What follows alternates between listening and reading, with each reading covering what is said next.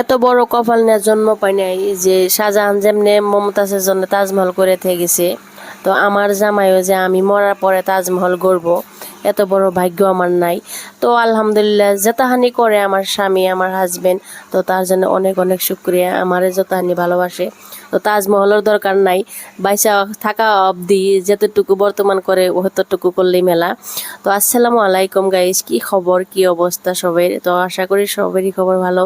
তো আজকে দেখতেছি না আমি কোনে গেছি, আমি গেছি তাজমহল, কারণ আমার ছোট দেওরটা ওর সামার ভ্যাকেশন পাইছে, ও বাড়তে যাবো গা। তো তাজমহল তুই দেখছিল না, আমরা হয়তো দেওয়া হয়েছিল, আমরা গেছিলাম।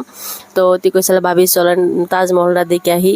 তো অ্যাকচুয়ালি তাজমহলের ভিতরে এটা তো অনেকের বলে মানে A to Z, ওটা আমি লং ভিডিও করছি, ওটার কাহিনী ভিতরে কি। শাহজাহানেরটা তো আগ্রা, ওটা আলাদা, এটা আলাদা।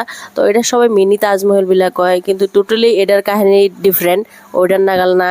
তো অনেকটা বুড়ি থাকে, বুড়িটার আমি জিজ্ঞাসা করছিলাম, বুড়িটা A to Z আমার ডিটেলস কইছে। তো সেটার জন্য আমি লং একটা ভিডিও বানাইছি, আপনারা ওই ভিডিওর মধ্যে দেখা হবেন। আর যদি আমার মিনি তাজমহলের ব্লগটা যদি আপনার কথা ভালো লাগে, তাহলে একটা লাইক করে দেন, আর কমেন্ট করতে ভুলবেন না, আর যদি পারেন শেয়ার করে দেন, সবাইরই দেখার সুযোগ করে দেন।